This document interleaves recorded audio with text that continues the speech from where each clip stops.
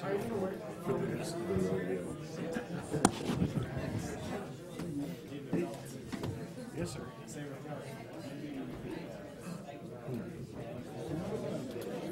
Surprise?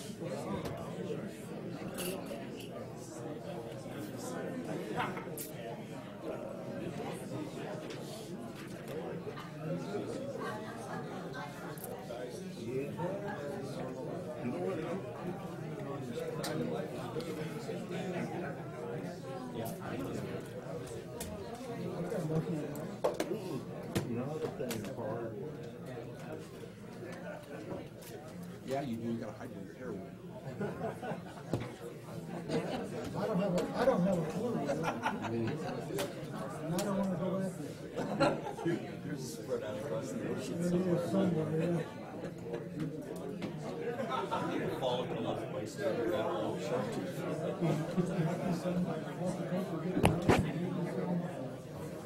A lot of different ports, too. It's all good.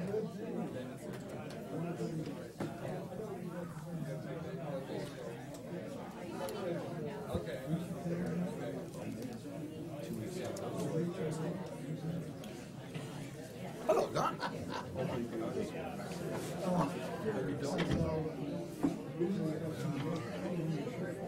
You're walking a little slow. I'm being nice, buddy, because I'm not so well. But I'm not a complainer, so. Thank you.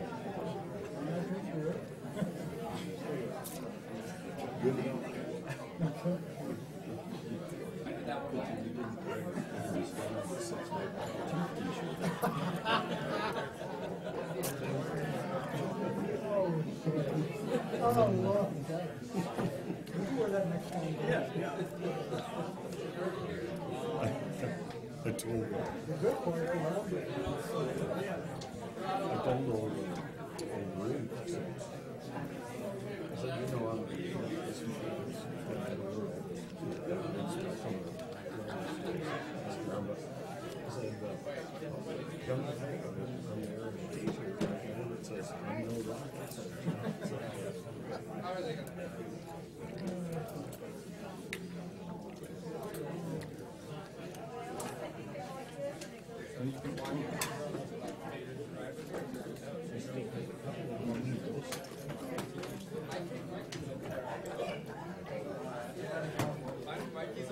two calls late this afternoon.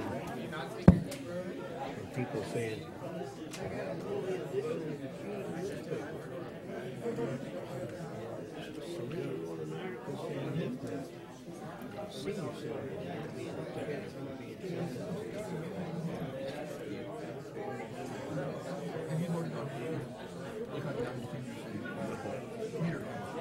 I know.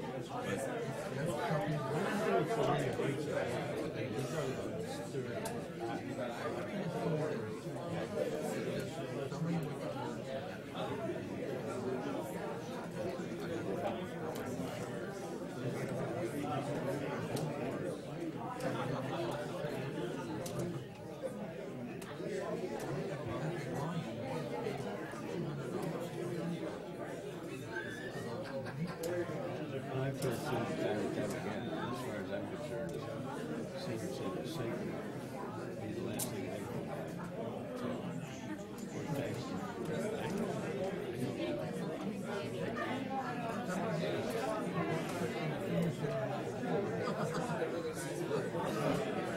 People read the newspaper, the average citizen, Bigger crowd, big crowd. I was looking for some jobs.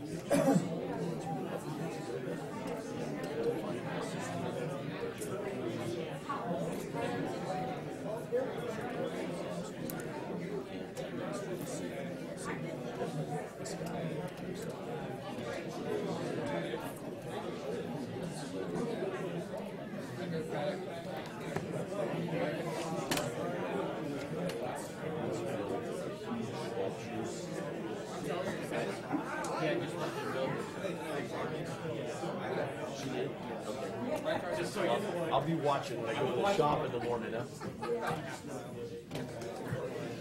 How are you doing? You ready for the 18th? Fine and dandy. Soap and water does wonders, doesn't it? Soap and water does wonders, doesn't it?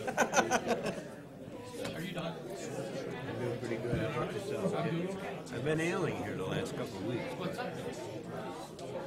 I don't know. They're He trying needs to go to church. they're trying to, I got his daughter.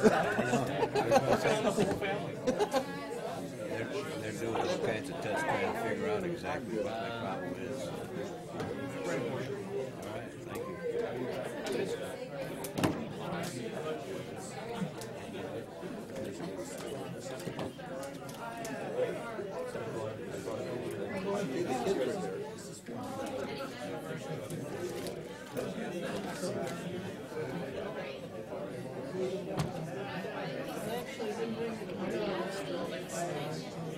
You know, I got my, I sent away and got Quicken. Quicken sent me an email saying that I have until April 30th to have download services for bank transactions, blah, blah, blah. After April 30th, no longer unless I bought version 2015. So I get 2015, and I'm using Windows XP, right? Because I like it. So now I got to download, and I can't do it. So they call them up. I will sell you a new computer. Oh, you're kidding. Of course. So I bought a new computer, but how now do I get the software from my old desktop over to this new one because it don't have the new one, doesn't have a CD drive on it. I tell you. Well, you can get it off your own. I know you can.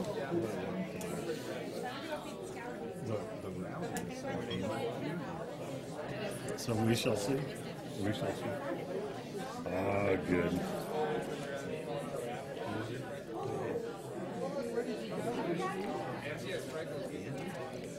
That's what I was asking. He could have. This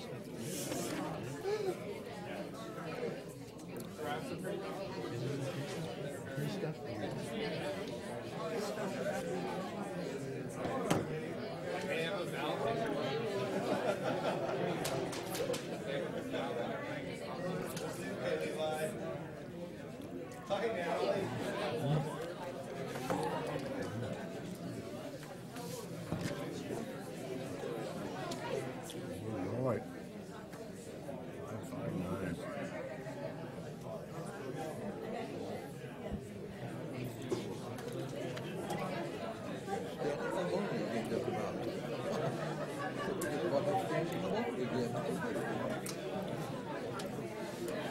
When I bought the computer, they told us that Okay. the computer's delivered, you got it in hand, all the stuff will transfer all the files there.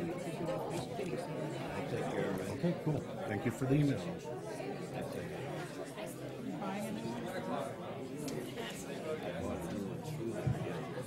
All right, we're settling in. Everybody's settling in.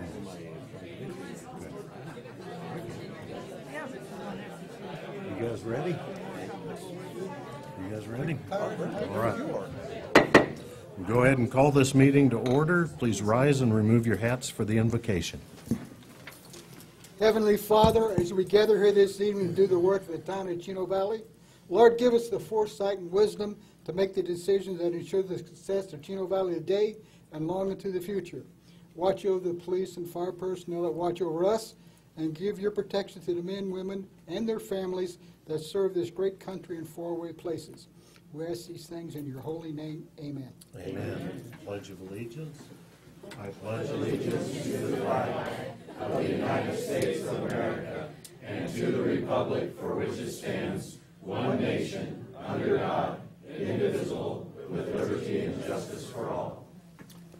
Please be seated. May we have the roll call.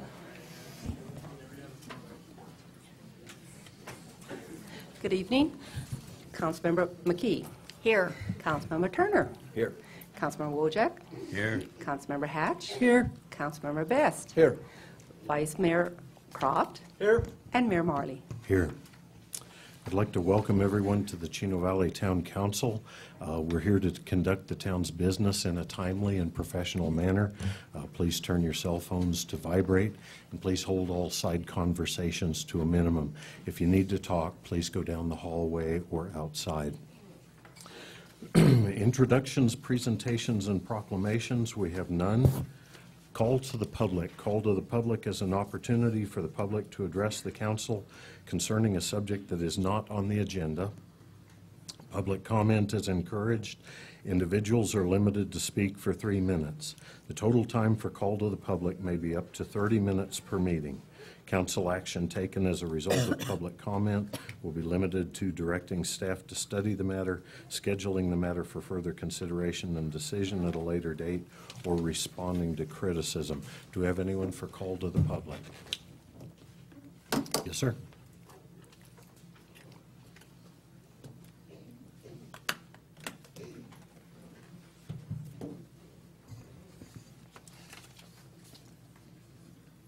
Good evening, Mayor, Council. My name's Robert McCauley. I'm a Chino Valley resident. In September of last year, Mayor Marley filed a criminal complaint against me on a bogus assumption.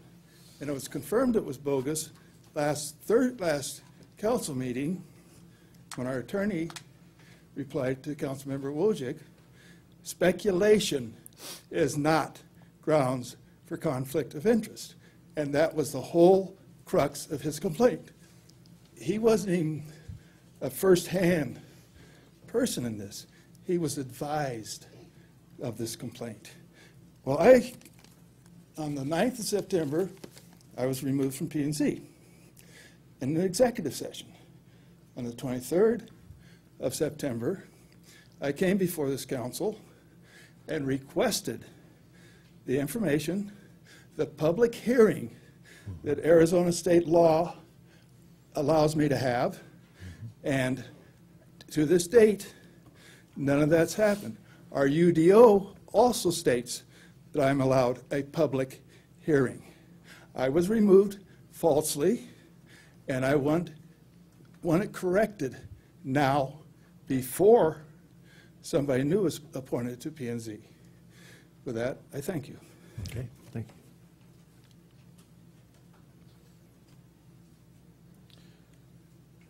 Ms. Smiley, are you available? I believe we have a lawsuit in effect, do we not, that we're dealing with?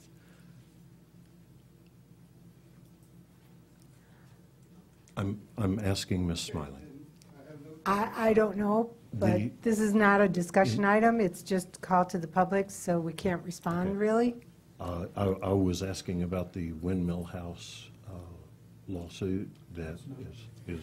But No, I please. can't answer that Okay. question because you're in call to the public, Okay. and that's not on the agenda. So we can talk about that after the meeting. Okay. Or you can talk about that in your response to the public next Okay. meeting. I understand we're allowed to, folks up here are allowed to respond to criticism. I wanted to let our public know that there's a lawsuit in effect, and that's a part of that. Do you wish to come back up? I'll give you another 3 minutes. It's a quiet night. Once again, Council Mayor, Robert McCauley. The lawsuit pertains to an action that took place after I had been removed from the P&Z. So there could not have been a conflict of interest at that time. You cannot remove me beforehand. You have to give me an opportunity to recuse myself, which you did not allow. The catch is, true, that there is a lawsuit, but on what grounds? And even if you look in the paperwork of the lawsuit, which I have, you will see that what you accuse me of never happened. It never happened, even in the neighborhood meeting. So, I mean, that would be like me accusing you of going down to your favorite tavern and having a beer and calling the police and say, yeah, I think he's going to drive home drunk tonight. Whether it happens or not, If it doesn't happen, you shouldn't be arrested. So once again, the lawsuit has nothing to do with this because you removed me prior to the P&Z meeting, prior to the council meeting of this. So once again, thank you. Okay, thank you. Any others for call to the public? Okay. Call to the public is now closed. Response to the public is an opportunity for the mayor to inform the public about how town officials address matters raised during call to the public at a previous meeting. We didn't have any call to the public at a previous meeting, but I will be addressing some of the things that were brought up during study session later on. Current event summaries and reports. This item is for information only. Mayor, any council member, or town manager may present a brief summary or report of current events or ask a staff member to provide the same. Presentation on information requested by the mayor and council will be made and questions answered. No action will be taken. Do we have any committee reports on this side? Mr. Mayor, I would report on the EDA, but I see that our staff member is going to, on the NACOG EDC on the EDA, but I see that our staff member is going to report on it, so I'll defer. Thank you. Are there any committee reports on this side? Okay. Thank you. We, during our last study session, we had questions on a couple of items. One was a slide showing 47% of the Chino Valley area population between 16 and 64 did not work for the period of 2008 to 2013, and we had some folks raise questions over that. It was sort of a shock, so I asked where the figure came from and how it had been calculated. The data came from the U.S. Census's American Community Survey. You remember here a while back, the census folks came around and knocked on everybody's door and asked them questions. It was that survey for 2008, 2012. The info should be reasonably accurate because the Census Bureau uses 5-year averages instead of just 1 year to where it hops up and down. In February this year, the census released its 2009 to 2013 data, and the 47% was still unchanged. Now, there's a huge difference between the unemployment rate and the group that, according to the census, did not work. The census data shows an unemployment rate of 14.3% for this area and a did not work rate of 47%. The unemployment rate is a percentage of the labor force, whereas the did not work group is a percentage of the entire population. Did not work also includes age 16 and over who were retired in school, had given up looking for work, unable to work. As was brought up in the study session, some folks don't want a job, and that's okay, they're retired. And we had folks that questioned people age 16 working. I think about half the folks on the council were working at age 16. So anyway, a member of our audience told me that according to a website that he had checked, our unemployment rate was 4.5%. I'm not real sure what criteria that website was using. It'd be cool if it's actually that low. I know I meet a lot of folks out here in Chino who are out of work. We use Census Bureau and Bureau of Labor Statistics because we feel that those are the most accurate. Folks use different criteria. The second item is the skate park maintenance costs. We had folks question the cost of our proposed skate park maintenance. I talked to Prescott Valley's Park and Recs department, and their park is fenced and closed at night.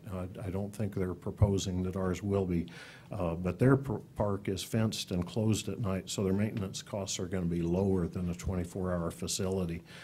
Their cost is right around $6 to $7 grand a year. They said repairs are minimal. Most of the costs are tied to vandalism, graffiti, that kind of stuff.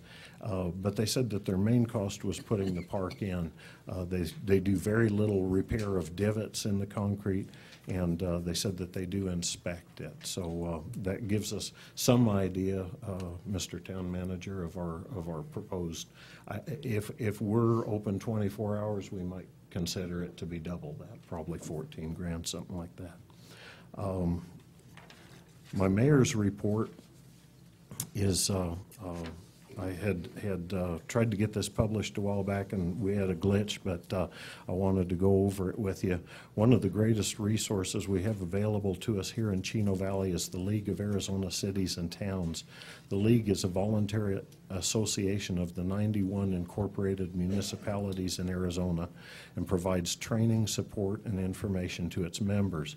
Since numerous questions have been raised regarding salaries in Chino Valley's town government, I thought I'd do a little comparison of the salaries of our local government officials as compared to towns our size in Arizona. And that goes from Paradise Valley at population 12,800 down to Sedona at population 10,000. Even though it would have been easier and faster to go to the local coffee shop or barber shop to get all my facts, I thought I'd just throw caution to the wind and look on the League of Cities and Towns website on their salary survey. What I found was interesting, to say the least. For example, the average pay for a human resource director in a town our size is right around $90,000 per year, which is a bit more than our town proposes to pay our new director. What was really strange was that Lake Havasu pays $107,000 to their HR director, which was $1 or $2 more than the recently reported amount of $50,000. I'm not quite sure how that happened, but other Chino Valley department heads, with very few exceptions, were below the average salary for towns our size. All things considered, I believe our staff at the town of Chino Valley provides us excellent value for the salaries they receive. And they have helped us navigate through the numerous financial challenges, lawsuits, and convoluted agreements which we as a council have inherited. And unfortunately, there's still more challenges we have to deal with in days to come. The refinancing of our wastewater treatment plant alone has saved us over $2.2 million, to say nothing of the $12 million lawsuit which we avoided by extending Road 4 South. Granted, progress hasn't been as quick as we would have liked, but at least it has been progress. Chris Marley, Mayor of Chino Valley. Town Manager, do you have a report for us, sir? Mayor, if it's acceptable, I'd like to cede my time to Ms. Ruth Mayday, who's got some reports to do on the EDA project. Okay.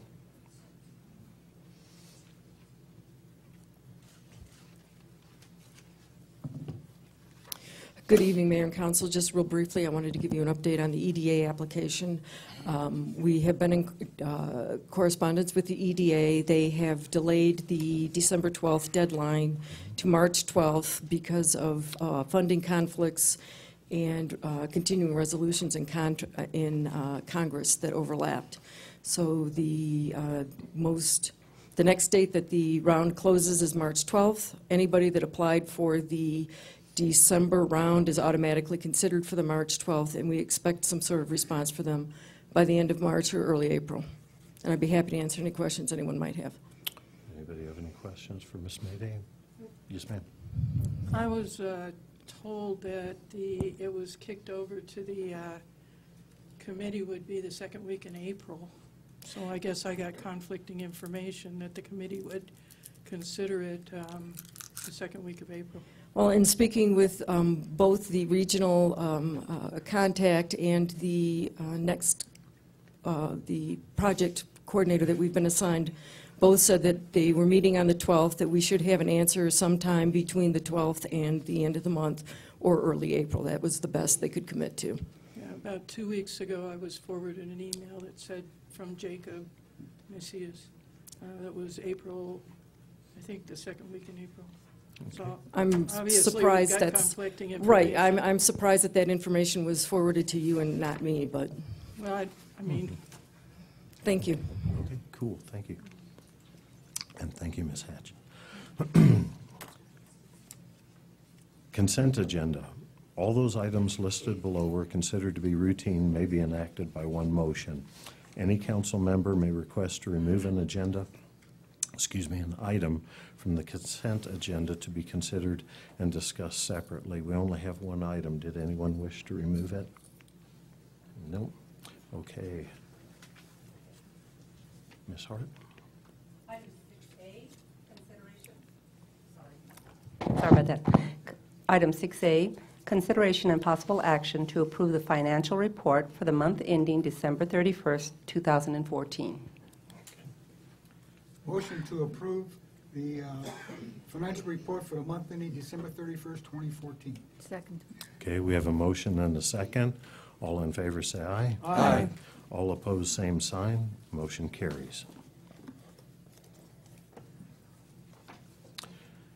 Action items. Item 7A, consideration and possible direction to staff regarding budget items discussed, including pool operations, at the February 26th, 2015 study session.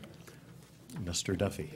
Thank you, Mr. Mayor and Council. Luckily, you're going to avoid my hour-long presentation that I didn't give at the last study session, but I have just a few slides to talk about this evening on this item.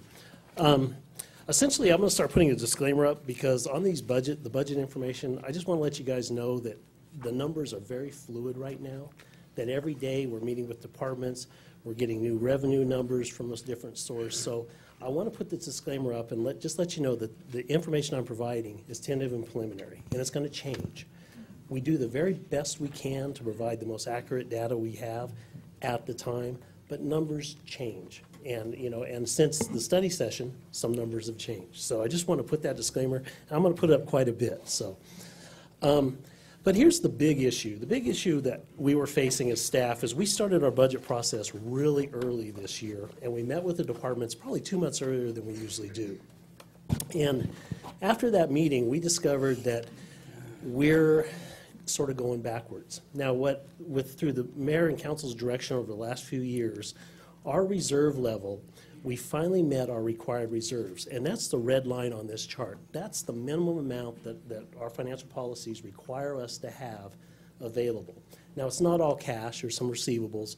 About $1 million of this is a water receivable. It's about $2 million in cash.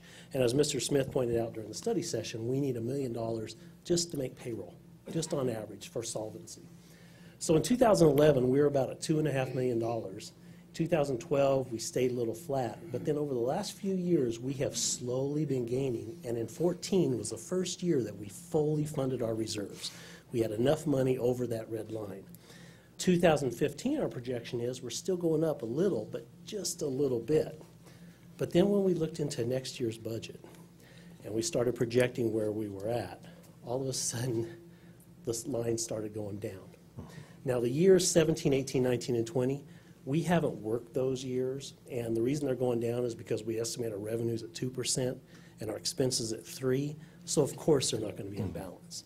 But this budget year, we're going to work those and make it and be a little more realistic and a little bit less conservative. So that was the problem, that $433,000 decrease. And so we knew we had to start bringing issues to council for you to discuss and determine, should we look here to reduce costs, or do we increase revenue here? And that's what our attempt was at the study session. The Aquatic Center, unfortunately, because we had to make the decision to open before we had our budget, that's why it became such an issue so soon. So this is what we want the line to look like. And understand in the prior slide that this is just our operation, our day-to-day, our money coming in, payroll, supplies, and everything. It doesn't include any money for capital replacement. And in a community our size, just for example, I would strongly recommend that we replace 2 police cars every year. No ifs, ands, or buts, because we have 20-plus units out there, and they're going to last 10 years, 24 officers driving them. It just makes sense that every 2 years you buy, or every year you buy 2 police cars to keep replacing. Well, up until last year, we haven't even been able to do that. Now, we caught up a little bit, but we're still behind, and the future years' projections don't put anything away for capital, and police cars are not the only thing that we're lacking. So although we've made great strides in our financial condition over the last 3 years, we still have a long way to go. For roads would be another example. So this is what we want the chart to look like. And really what's happening with Chino Valley is we have about 2 years before the enterprise funds get off the general funds back. And we know we're coming in for a soft landing. And so we're hoping that we can maintain that reserve level so that as in 2 years from now, as the enterprise funds become self-sufficient, we start seeing some growth in the community, everything starts getting better, that we start from a real solid foundation to grow the community forward. It's long-term planning, long-term financial planning. Plus, the difference between that reserve amount, the red line and the blue line, right in the, see if I can do it, right in this area here, as that gets bigger, that gives us the ability to fund capital projects and take care of the other responsibility that we've been a little bit negligent on so far, you know, because we just didn't have a choice. So let's look at the aquatic center, and I just have a couple more slides. During the study session was brought up, well, you know, what are you guys doing? How are you running it? And actually, if you look at fiscal year 12, 13, and 14, the revenues have been pretty steady, about 66,000, 70, 71,000. Usage has gone up in the last couple of years, but our fees are so low that they honestly don't contribute much in revenues. I mean, they do okay, but it's not like, you know, we don't get a lot more per person that comes in. So our usage has been pretty stable, growing a little bit. But look at our expenses. Now, in 12, we had a major repair. In 13, we reduced the cost of operations significantly. And last year, even more. And so the public works departments, they need a pat on the back for really doing a good job on reducing our expenses of running that aquatic center. I think they're running it almost as efficiently as possible. Now, this is the numbers that we had in the budget. And you can see our revenues are a little bit less than we had last year because we budget conservatively. And our expenses are a little bit higher. But all in all, and if you want to just look at pure numbers, all in all, in fiscal year 14, we ran the pool for about $137,000 cost to us. You know, revenues of 71, expenses of 209. Discussing it with the department heads through these last few weeks and talking with them and really going line by line, looking at every number that we have, I'm thinking that we're going to be able to operate that pool for about $125,000 to $135,000. That's probably the best range on it. Now, if we closed it, we can take 25 off. So we're going to save between 100 and 110. Excuse me, Ms. Hatch had a question. And I was just wondering, the 1% sales tax, I mean, you're attributing this to the general fund, and the 1% sales tax that is supposed to pay for the pool, you know, also operation of the pool, and sewer as well. Right. I just wondered are you going to address how much income we have from that? I will. Okay, thank you. I will be talking about that. And actually that leads into my next slide, but I have another slide I'll zip down to from the study session. So if council, basically staff has brought this for your consideration. Is this one of the areas that we want to cut this fiscal year? Yes or no? I mean, we want your guidance, or do we continue to look at it and maybe, you know, with other things as the budget comes? In the next month, we'll be bringing the budget to you, and there will be several other things on the plate that we need to look at. We are turning over every rock, and I have a list of probably 50 items from all the departments where they've saved anywhere from $1,000 to $43,000. I mean, the numbers are getting better and better as we go through. So we really have two ways to fund it if this council decides. And I'm almost recommending that you don't make that decision. If you decide to keep it open, fine.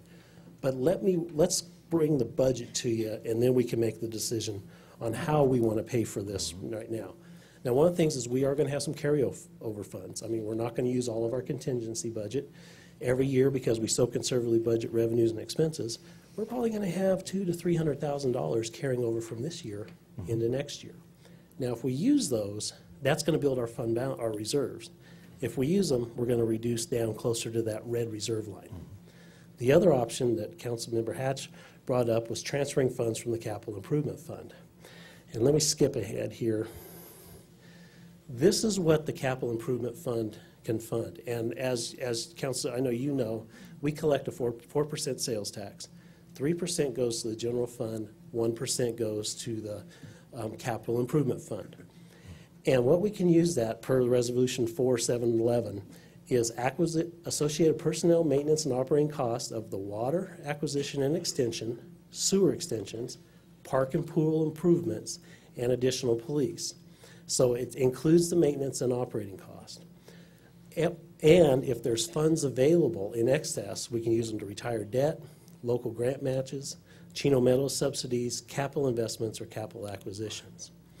Now, one of the things Now, the amount that we've used for any of these acquisitions, police officers or anything like that, is we've only been transferring $100,000 from this fund to the general fund. So essentially, we've been paying for about an officer and a half to look at it. Now, are there funds available in the capital improvement fund to transfer? And the answer to that is yes. This was, this chart basically shows the red line is how much we're using for the park and pool debt service. The 200,000 is for water and sewer, and that's really water and sewer debt service. The green is the police officers, and I take that back. Also, the water and sewer, that's all water that's going over. That's the amount we're contributing on water. And then the blue is the budget for grant match. As you can see, we budgeted $190,000 for grant match, but we know we're only going to spend about $50,000. So there is $100 and some thousand that we can move over if council so decides. I don't think we need to make that decision tonight, but we do have two pools of money that if this is the direction that we can do this. But we're going to come back to you with the big global picture also and look at capital and all the other stuff. But this is just one piece in the entire picture. So with that, I'll answer any questions. Any questions on this side? No. Thank you for making it our Reader's Digest version. You're welcome, sir. All right. Mr. Croft, you. I'm going to make a motion. The motion is to keep the swimming pool facility open for the 2015 summer session and to continue to research methods of trimming the town budget. Second. We have a motion and 2 seconds. All in favor say aye. Aye. Aye. All opposed, same sign.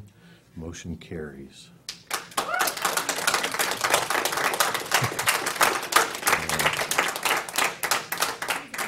Thank you. Item 7B, consideration and possible action to, 1, make the finding that there is a reasonable basis for constructing the Chino Valley Skate Park capital project in-house, and that this project is not being constructed in-house to avoid bidding requirements pursuant to the town's procurement policy, and 2, to authorize the use of $19,000 in parks impact fees for the project, and 3, direct staff to report to council after a project stakeholders meeting. Funds to come from parks impact fees, $13,000, and parks and recreation grant funds, $6,000. Is our town engineer here today, or our, no? Okay. We spent some time on this already. Did any of you have any questions regarding the packet? Yeah, I would like to say that once that, request that once the $19,000 is gone, that they can't not come back for money, any more money from council, that if he's going to get all the other things donated, that all he has to spend is the $19,000, and that he would say that, agree to the fact that once it's spent, that we get a report for each and every dollar spent, and including the hours that our workers worked on it. Okay. Any discussion on that? Yes, sir. Well, after I got back, I was not here last week, I apologize.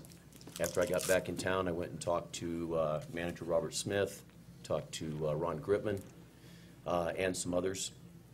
And it will be not a problem to keep all of this tallied, give a report on what is expended from the use of our town employees or equipment.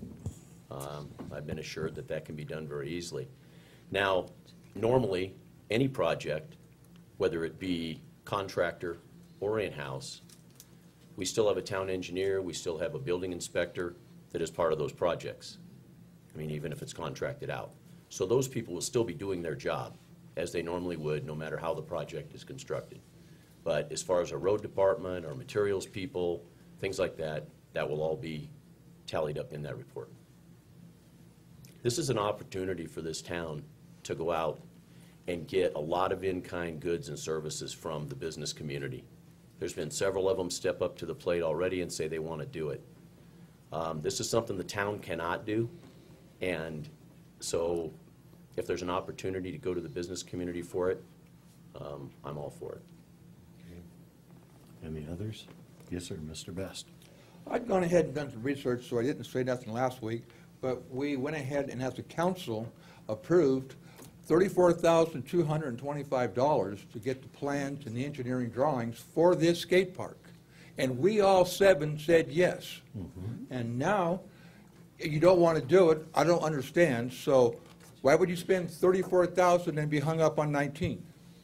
It's a great opportunity for our town, and I've had many people come and talk to me that volunteered when we had the skate park first concept drawing with California Skate Park. I had 75 kids and parents, and they wanted to build it right then and there. So I know we have support from the community. It's got to get support from us. Okay. Thank you. Others? Okay. I wanted to answer Ms. McKee's request. I don't feel comfortable with putting the cap on it and saying you can't come back for more. I believe if, as the project goes along, if it comes up that, that more financing is needed, I believe that our town engineer or whoever, whatever committee is doing the skate park, if they feel the need to come back to us for more, we're the council. We're allowed to say no. We have that power.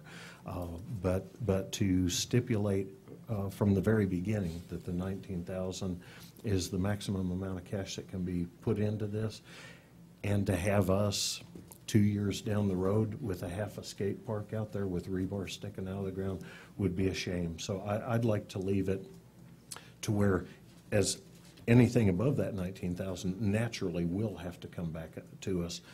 I have no problem in stipulating that, but I do have a problem in capping it.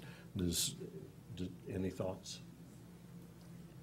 Yes, sir. I have a real problem that the opportunity for this town to leverage $19,000 to get an $800,000 project helped and done by the citizens, getting the citizens together to help us, and we say no to it is really not very bright, as far as I'm concerned. Others? Yes, ma'am. If I remember, his original estimate was somewhere around, what, $500,000 to get the, or maybe less than that. I didn't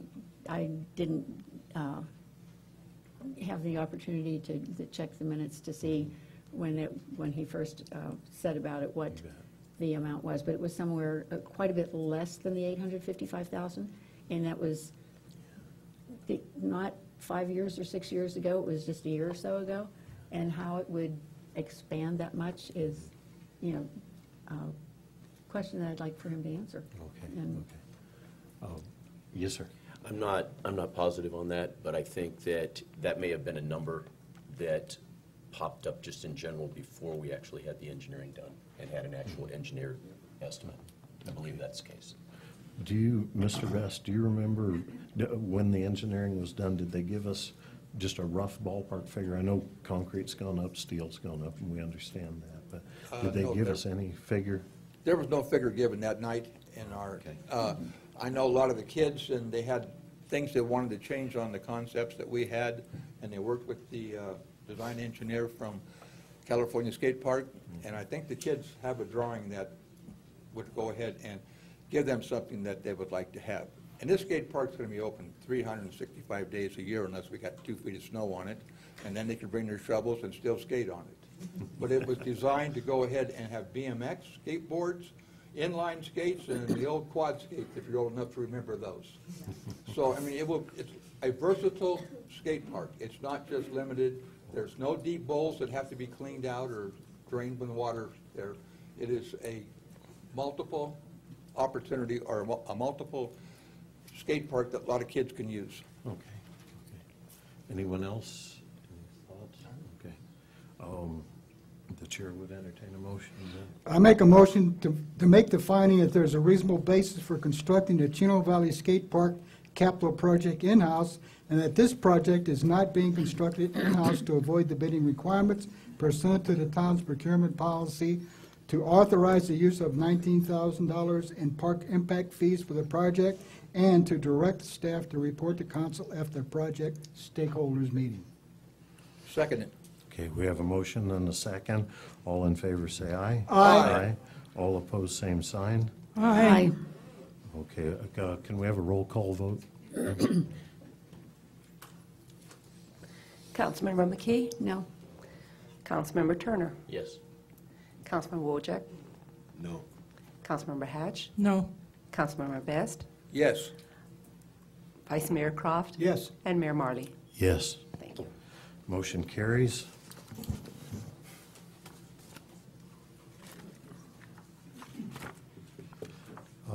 I would move that we take a 10-minute recess now.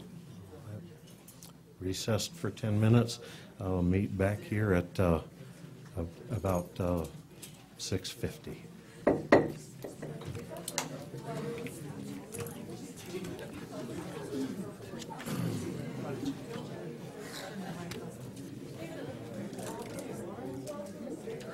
Time for a cup of coffee.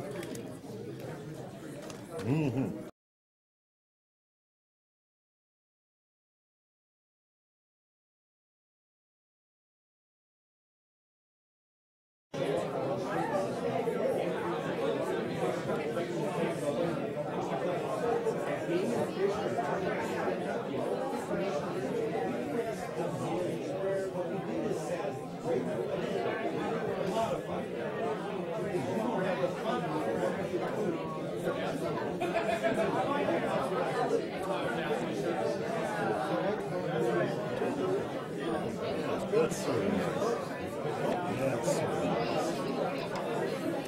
Kind of like that.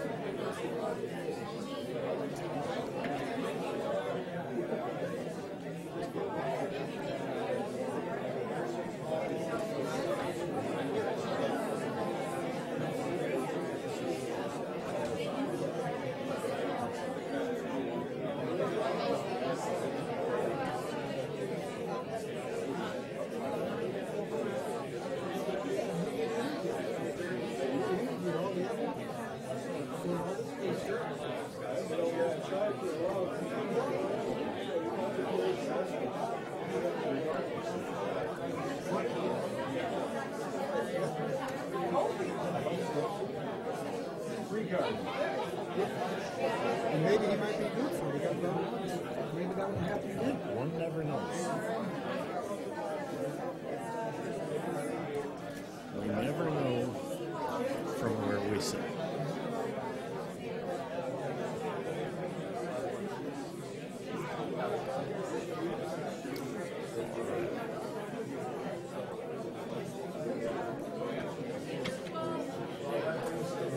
Okay, everybody ready?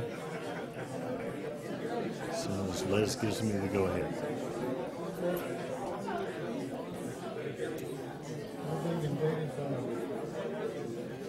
Okay. We got a young fellow talking to Mr. Wojcik. Should be done in a moment.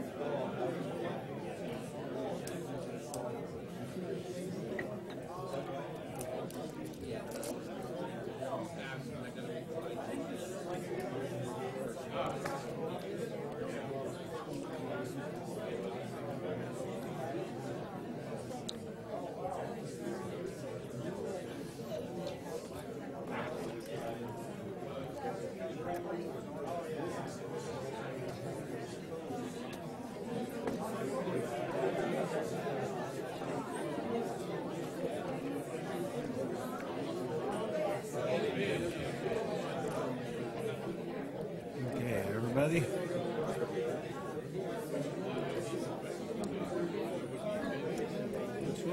Okay, we're going to go ahead and get started. We're back in session. Before we address the next item, since I filed the complaint on item 7C, I will now turn the meeting over to Vice Mayor Croft for the duration of that item. Here's your gavel This is there, Mr. action Croft. item 7C, discussion of possible action to address a complaint filed by Mayor Chris Morley against council member Linda Hatch pursuant to Town Code, Chapter 35, Code of Ethics, Section 3504, Conduct in Public Office, and myself and the mayor are signed under this. And I'm going to read this too. In accordance with the procedure specified in Town Code, the mayor's complaint was filed with the vice mayor on March 4th, 2015. The complaint and supporting materials were not provided to council members until Monday, March 9th, 2015. This is insufficient time to allow Councilman Hatch and other council members to study the materials and provide appropriate responses to the complaint. Therefore, I am asking for a motion to postpone this agenda item until the next council meeting on April 28th, 2015. Do I have a motion? I don't believe that's sufficient time. Do I don't have a motion. Postpone. Yeah, I'll make a motion to postpone. I have a motion. I'll second it. May I have Go ahead. my counsel speak?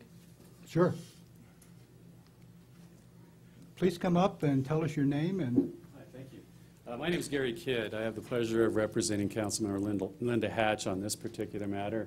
I'd like to say hi to everyone I don't know. I know a few of you. It's nice to be back in a council meeting. It's been a long time. Unfortunately, it's this circumstance. We would like to make sure that Councilmember Hatch, one of our issues is making sure she has adequate time to respond. There's serious allegations against her. I'm sure you can appreciate that. We would like to make sure she has adequate due process and that her rights are protected. Right now, the code, as you've got it written, and I think we know this, doesn't have procedures and it doesn't have a formatting for the resolution, and it really doesn't provide legally for the way this is being done at this point in time. So we certainly support a full hearing. We certainly support a full proper procedure. We certainly, and I support Councilmember Hatch in getting a chance to fully and fairly address all of the issues that have been presented in a fair way, in a timely way, and hopefully with all exhibits being timely disclosed. So we appreciate the courtesy of the council in that regard. If Councilmember Hatch believes we need more time, there are some pending public records requests that may assist us in preparing. We would ask for this, the second meeting after April will be fine. And your suggestion is when, sir? Your next council meeting would probably be in May, and we would be happy with that. It would be May 14th? I'm sorry. May. April 14th would be our. Oh, I'm sorry. The following council meeting? No, I was thinking that, you had asked towards the end of April, and I was asking for No, I asked toward the end additional of time. March. Oh, excuse me, okay. So we would ask for one in May, I think, as early as possible. Would you like to modify your motion? Can I ask him a question? Sure. So we're looking at roughly 2 months?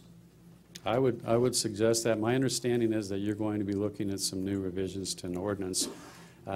Legally, you want my opinion, I think you need to do that, and you should do that.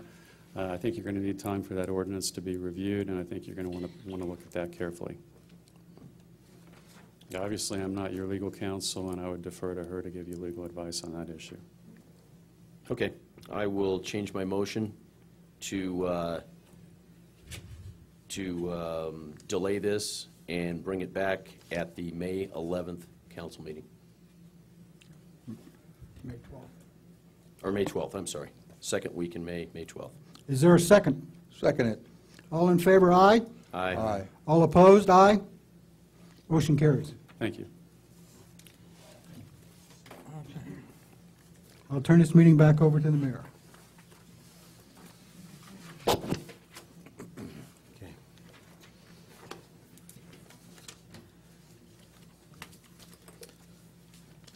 Thank you. If anyone needs to leave, they can if they wish. We are now moving into item 7D, an informational hearing. Consideration and possible action to approve contracts between Pinnacle Consulting, Sun State, and the town of Chino Valley for the installation of 3 wireless communications towers to provide enhanced wireless capabilities between the town hall, north campus of the library, and the recreation center. The town budgeted $40,000 in the capital improvement fund this fiscal year for this project. This project will negate need for $1,100 per month to Cable One for fiber optic service, saving the town $13,200 each fiscal year. Ms. Mayday will be presenting this, but I want our public to know we will be hearing from the public on this.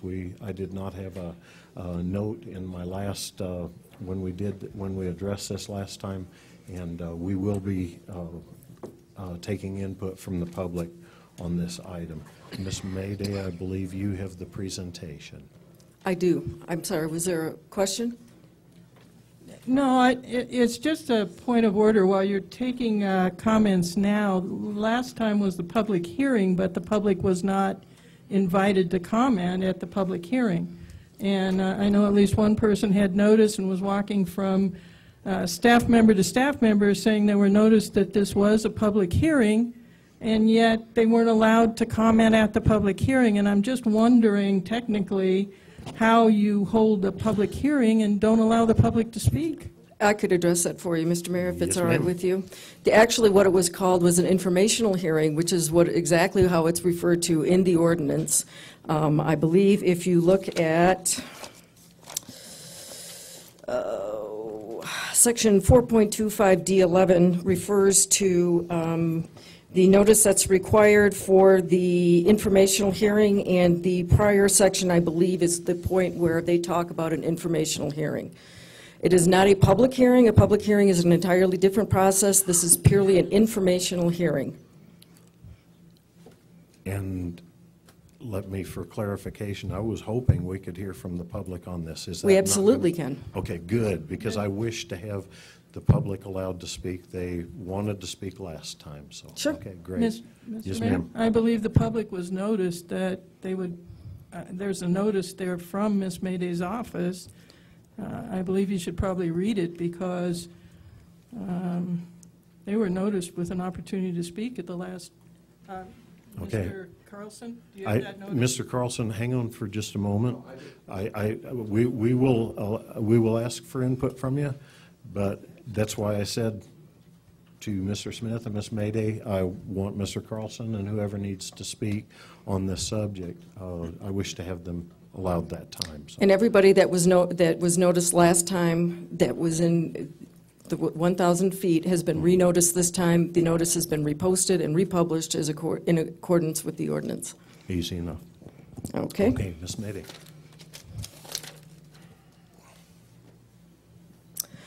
Before you, you have a proposal to install wireless to Verizon cell site at towers at the it's town hall and the rec center, and a town-owned tower at the north campus to provide data network alignment for the town's wireless system. And we will also be allowing Verizon to install an antenna on one of the sites on town property.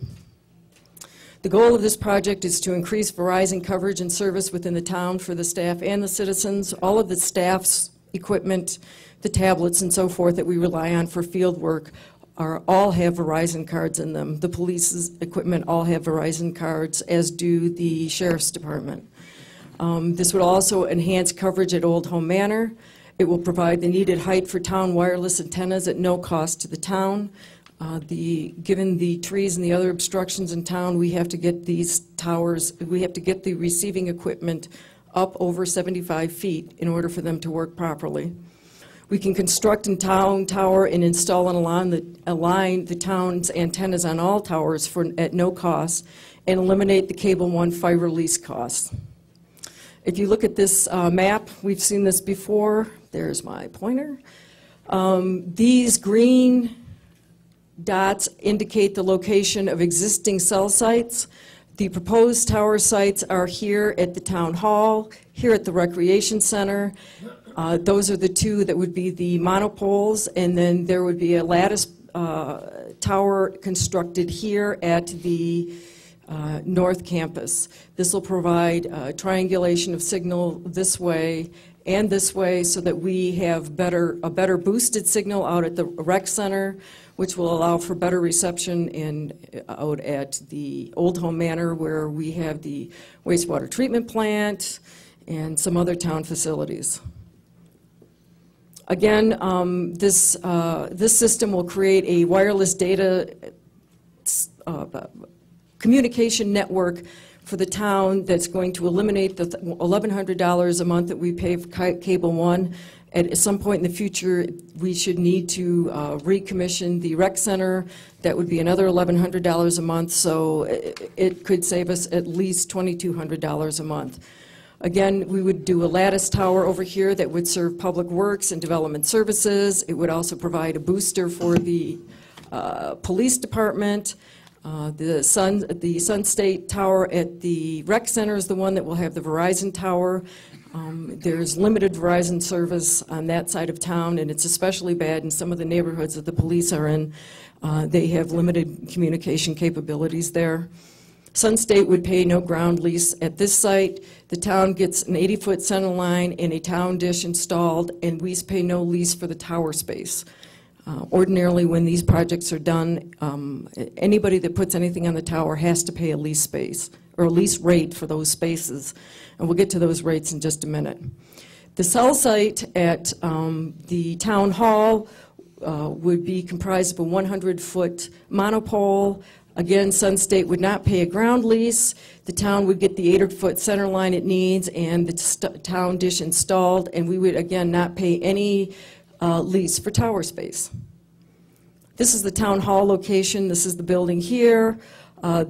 This is the boundary of the site that that Sun State would be leasing. This is, come on, pointer, this is where the tower would actually go, and then these are the small structures where they keep all of their equipment. Again, the rec center, this is the existing recreation building. This is where the footprint of the lease space would be. It's not this dotted line, it's just this small red box. This is Road 1 East. Again, this would boost signal out to the Old Home Manor and provide better Verizon service for this town employees using their field equipment and for everybody else in the town. This is the proposed tower site at the library. This would be a lattice tower that the town will procure the equipment to construct, and the Pinnacle will be constructing it for us. And this would, again, provide boosted service for public works and development services, the court, police, and the library. This is how the deal is put together.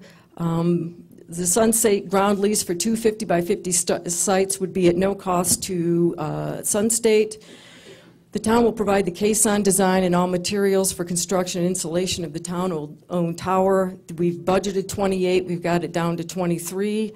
The Chino lease for 2 80-foot centerline tower positions would be at no cost to the town. Similarly, the cost of the data dishes would also be at no cost to the town. The cost for the installation of the lattice tower at the library would also be at no cost to the town, and the data dishes at the library would be installed at no cost to the town. This would allow us to eliminate $1,100 a month, and again, should we ever reactivate the rec center to full capacity, would save us $2,200 a month. I'd be happy to answer any questions you may have. Spencer, I have Spencer Guest here, who is the IT professional. We have Chad Ward from Pinnacle Sun State here also. You have copies of the contracts in your packet. The town attorney can address any questions you may have about that. Okay, Mr. Wojcik, you're up.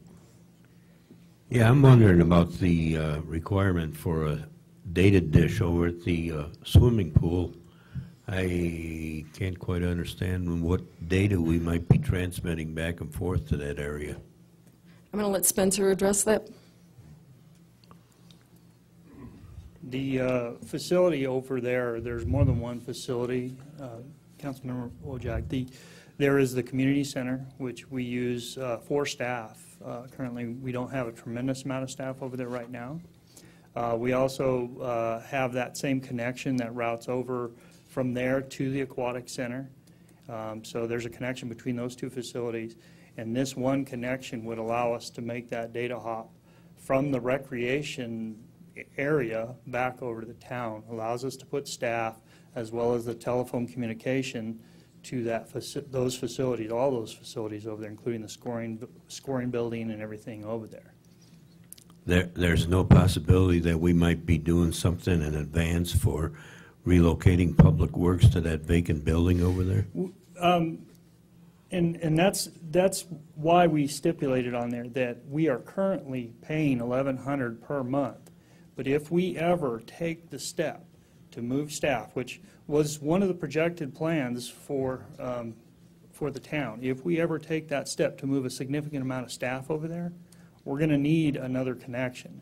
And it would probably be double, and you would see that you would be at the 1,100, multiply that by 2, you get the 2,200 per month. And that's another connection in addition to what we're putting up right now? Yes, and the 1,100 a month leased fiber connection we use right now is between this facility and back to the north campus. That allows a private connection between those two facilities so that we can pass our data and our telephone communications between the two locations. Thank you. Okay. Any others? None on this side. Yes, ma'am. Are these towers co-locatable? I'm sorry? Are the towers co-locatable? I believe they are, yes. I'm sorry, my mic was off. Okay. Now, if another company comes in and wants to co-locate on a tower, who gets the revenue from that? The Sun State would. So the town is abdicating the position of... I'm sorry, am I misspeaking here, Phyllis? I think that on the 2 towers that are going to be owned by Sun State would get the revenue, but one of the towers is going to be owned by the town. Correct. And in that case, if somebody wanted to co-locate on that tower, then they would pay the town. Okay, and how tall is that one? Which one? The one that the town will own? It's 100 feet, is that right? Is it Yes, the 100 100-foot feet. one? Okay. And the 80-foot one is going to be where? I don't think there was an 80-foot one.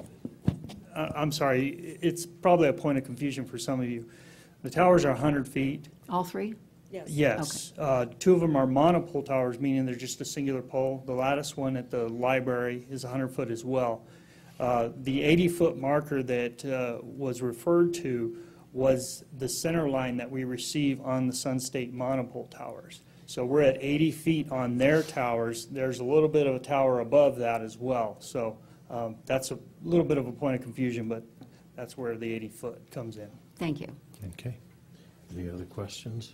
Yes, sir, Mr. Smith. Mayor, I did want to offer some additional thoughts. Mr. Wojcik, that was a very excellent question. The additional ability to carry data to and from the recreational area would support the ball fields. There are computers and there's an operational office above the concession stand there. It would enable the pool and the recreation centers to have the town-supported IP phone system, which operates on our networked computers, and it would provide the opportunity for those facilities to have internet access through the town systems at no cost. We view this as a way to support future recreational demand at those facilities as well. So we think that this would be an enhancement for recreation out there at the ball fields. If the town doesn't move people in there, they're still going to need access. And we want people to be able to use their wireless devices. We don't have in-building coverage in Safeway. So if you use your cell phone to get coupons from Safeway and you want to check out using your coupons, or you want to use their online facilities there, you can't do that while you're walking around in their store. There are multiple benefits to be brought from strengthening our communications infrastructure. And I think if the chief were here, I don't know if he's here, but Yep, he is here. He does have some comments to make about the recent internet outage and where that placed us as a town. E911 went down. And the only functioning line we had into our police department was the fax line. And we had to convert the fax line over to handle emergency calls in Chino Valley. That's one line. But the Verizon towers were all working, and you could get internet access through all the Verizon towers here in town. The problem was we didn't have coverage or bandwidth. Okay, thank you. Chief? Both with the recent outage that we had as well as the fires, you know, what we found was when other services go down, everybody jumps on their cell phones. And our system was getting gridlocked last week, and we were not able to use our MDC computers. We resort to cell phones when the radio gets busy, and when everybody's jumping on their phones, we can't use them. We're competing with everybody else for bandwidth, so it creates a huge problem for us when we can't communicate. So if we can increase the Verizon coverage here and their ability to serve more people, it's certainly going to help us from a public safety standpoint. Excellent, thank you. Any questions for Chief Leon? No. Okay, thank you, sir. Ruth, you're back up. Any other questions for Ms. Mayday? Yes, ma'am. What fund is this $23,624 coming from? It's coming out of the capital improvement funds that we set aside for this project for how many years now, Spencer? 1, 2?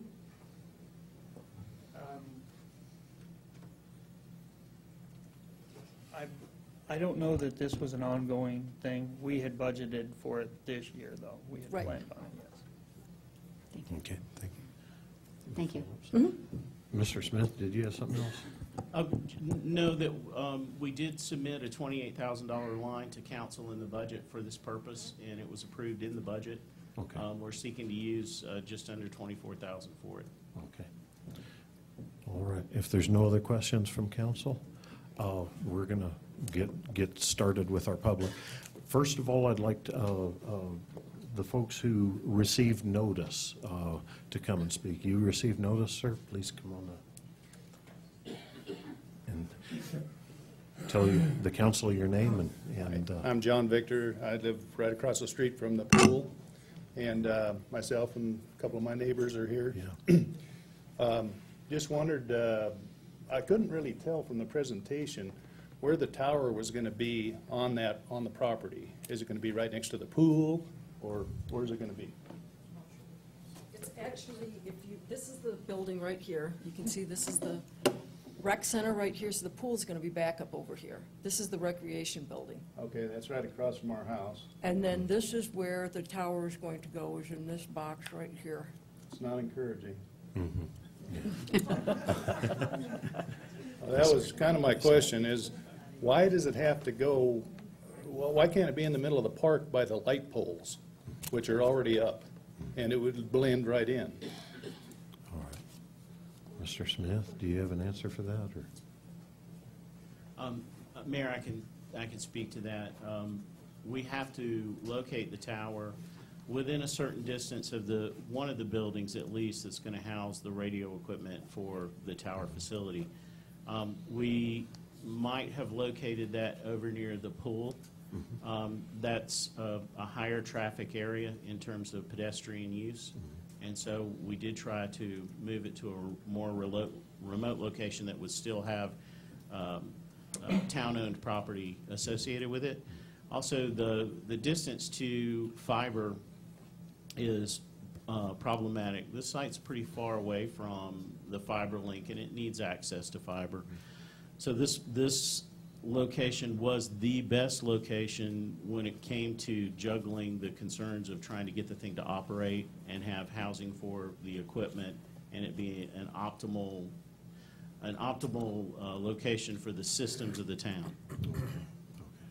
It just happens to be the worst location for me. Right, right. I was encouraged by the financial part of it, because I was hoping that the town would profit at least from an eyesore from my perspective. But It's almost in the front yard. Yes, sir. And I would have to guess that each one of you would not want it in your front yard. Yes, sir. I don't know how you can help us with that. Yeah. If there's behind a building, I'll let my neighbor speak. He lives directly across the street from that. I'm a little off to the side. Thank Okay. you. Thank you, sir. My name's Jonathan Whetstone. Sorry. I actually live directly across from this municipal building. So obviously I would strongly disagree with this location. There's actually a fenced part of this property that they store materials at for this municipal building. I would like to see if that's a possibility that they could put it in that yard, which is already a fenced, at least a 50 by 50 location that would be further off the street and not directly in front of my home. So I would please take a look at that. This is right across the street from my house. So it'll be from me to you, will be where the tower is.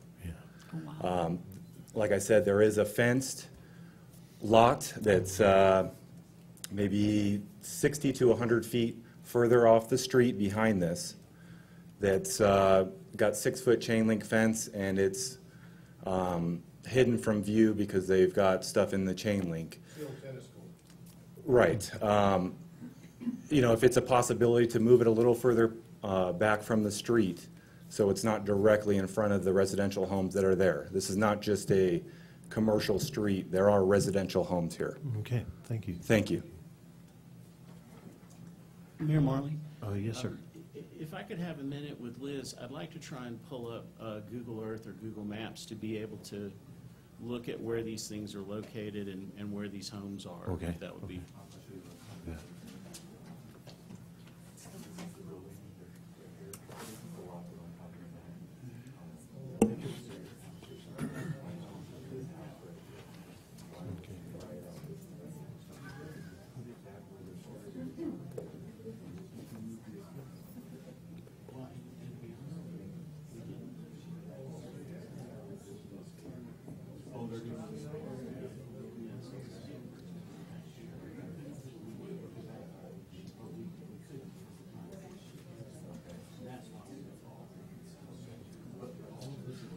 We've got the Gulf of Mexico.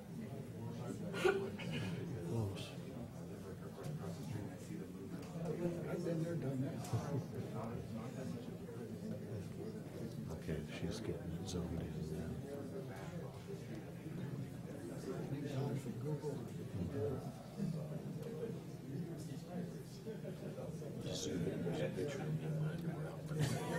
Hard to see. Well, look at you guys. It's scary. That would be a laugh. Okay, now we're close. Yeah, that's it. Like I was talking about, this is the area right here. It's already a fenced lot. You know, they're proposing to put it right here. My home is right here. Yeah, the compound would be like right here where this hand is. And where's the My fence? is directly in front of my home. I'm saying that maybe we could put it right here where there's already a lot there. Now, I know you'd have to move some equipment. I'd be happy to help.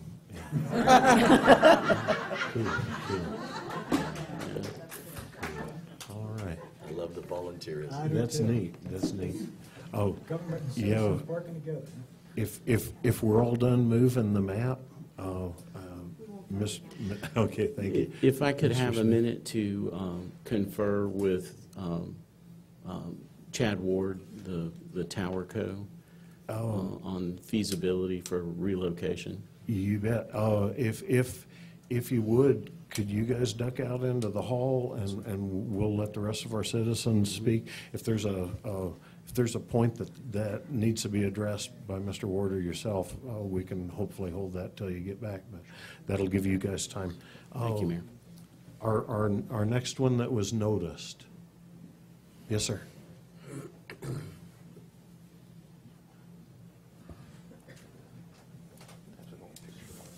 Good evening. My name is Dan Carlson, and I was noticed. I just wanted to read one sentence past where Ms. Mayday stopped. True, it is an informational hearing, The meeting is designed to allow adjacent landowners or other potentially affected citizens a reasonable opportunity to provide public input in regards to the proposed action and express their respective views concerning the installation. Same notices we got for the meeting 2 weeks ago, and I feel very badly that we didn't have the opportunity. So, one quick statement. Just because I ask a question, it does not mean I'm against a project or idea. I don't want to see the town possibly make a mistake by not hearing a question from one of us or another council member. So I've got several questions. Who came up with the idea for these towers in the first place? Were we approached by the contractor saying they would like to build some towers, or did the town contact the cell tower company? And the reason this is an important question is if the town approached, we probably should have approached more than one contractor. If the contractor approached us and said, we have this idea and we have the ability to maybe save you some money, we may be missing an opportunity to also make some money, because they are going to be paid by Verizon, and let's say AT&T says, gee, you have these towers, we'd like to put something up there too. So that's a question that I'd like answered as a citizen. As far as the North Campus, I guess, there is a tower now that I think is for the fire department and the police department. I was wondering how much higher this new tower is compared to that tower, just so I visually know. Do we know for a fact that no lighting will be required as a warning to aircraft, et cetera, on top of that? I'm concerned about night sky, et cetera, and with the expanded airstrip and possibly more planes flying into Tim Curry's location, there may be a requirement that a light be put on top of that, and I would not like to see that. And because of the size of the towers, code or zoning restrictions may be the reason why it's going on town property rather than private property. And there should be a cost benefit to the town, possibly, because if it went on private property, they may have to have spent more money than having it in the town. I know that we are going to gain a lot of benefit, but these are questions that, as a concerned citizen, I'd like to have answered. You bet. Thank you. Before you leave, Mr. Carlson, I've got three salient points. Number one, who came up with the idea? Was it we approached them or they approached us? The second one, the North Campus tower height, and this is the one that you say is by the firehouse. Right. Correct? And the third one is, will lights be required on the towers? Right. Okay. Oh, cool. Thank you. I will. One question that I may get a laugh about, but No. do these towers attract lightning? Being close, you know? So, thank you. All right, thank you. Yeah, I believe our rep will be able to tell us about the grounding grid. Light arresters. Okay. Is there any other citizens I can get their, yes ma'am, please come up and I'll get your questions down, and then when Mr. Smith returns, we can get Hello, those Mayor down. and Council. Yes, My name is Sherry Romley. I live in Chino Valley. I just have one question which I didn't see, and maybe I overlooked it. Is there additional equipment required by the town, whether it's modems and routers and cabling and, you know, that I didn't see the expense that wasn't there? That's the only question I have. Okay. Thanks. Spencer, would you be able to answer that? Yeah, I can address that question. In the packet on this item, there is a listing of what the costs were. Let me see if I can find it here. Should be on, I think I shuffled my paperwork a little bit. There's a book on this. I'll have to go off of memory, off the top of my head at this point. Do you have the packet? I need page 39. I don't have it. Oh, here. Oh, this. master agreement? No, page 39 of our agenda, I already listed the Oh, it's in cost. here. Sorry. Right there. Do you have a picture of it? Okay, great. Great. should be in It's right here. All right. So there is a portion of it that is related to the tower and a portion of it that is related to the actual equipment. 9,775.11 was the calculated value on the actual antennas, network equipment that we will be having mounted on the towers. 13,849.73 is the amount that is dedicated to the tower body and what goes into the tower to build it. And that is specifically for the tower at the North Campus, not the other two. The other two are Sun State's towers and not town-owned. Does that answer everyone's question? Ms. Romley, you were asking for like equipment inside of the buildings, Or correct? are you going to use any other equipment that you need to, you know, if you have routers, modems, things like that, is that part of the contract? There's no additional equipment in that regard needed, just the antennas to make the hops between the locations. Okay, thank you. Mr. Smith, it's good to have you back. We have four questions that came up while you were gone. One was, who came up with the idea? Was it the vendor that approached you, or did you approach the vendor? And the second question is the North Campus, the tower height compared to the tower that's over by the firehouse. I guess there's a tower over that direction. Will lights be required on the towers is the third question. And the fourth one is regarding the lightning arresting system, grounding grid, whatever, which I would imagine your vendor would be able to answer. Yes, sir. Yes, I think I can answer most of those.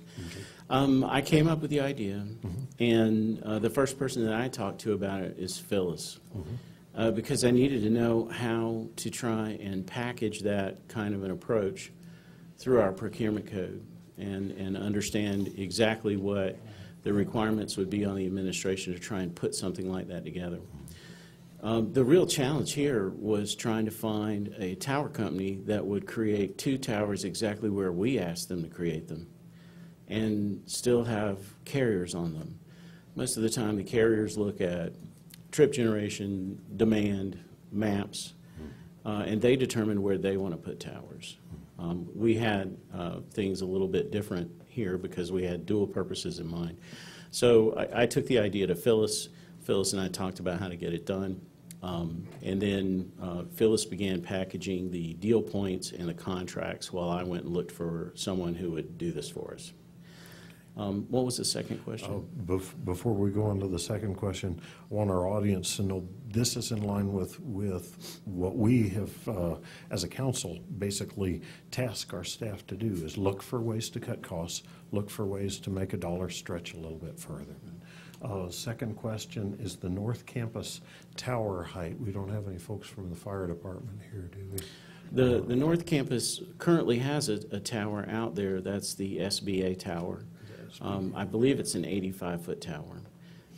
That tower, I think the first thing I did when I got here was negotiate a lump sum payment from SBA to help us pull our budget ox out of the ditch.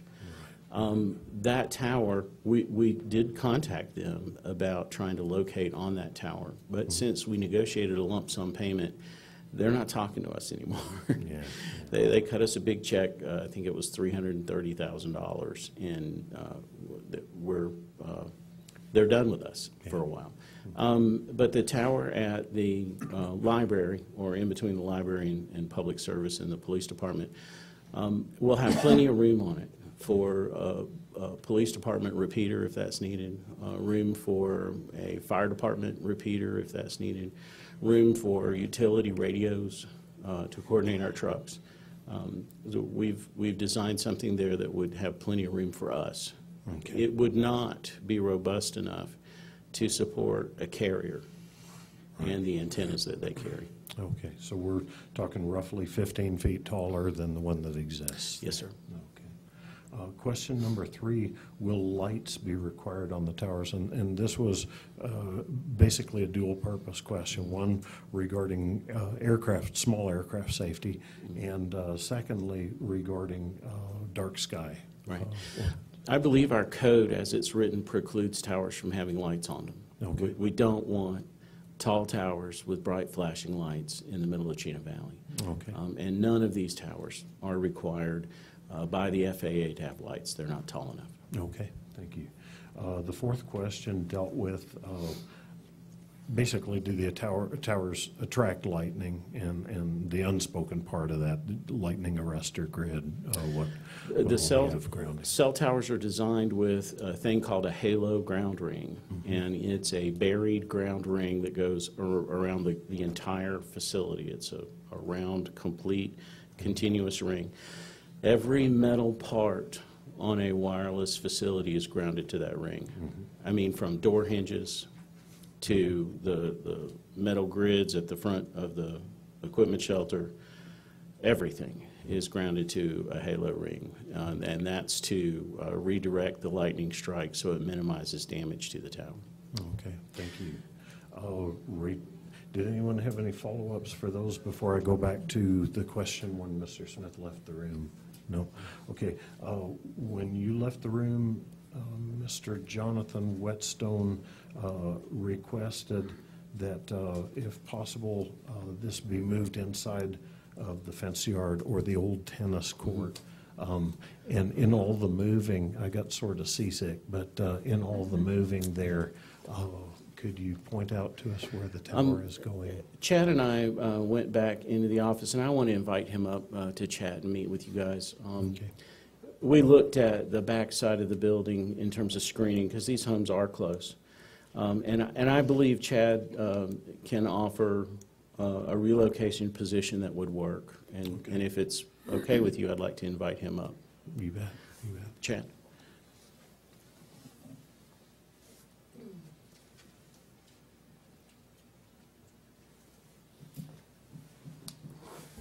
Good evening, Mayor, members of the council. My name's Chad Ward. Office is at 1426 North Marvin Street, Gilbert, Arizona. So we've been working with the town to try, and we looked at a couple of different locations, as Mr. Smith mentioned.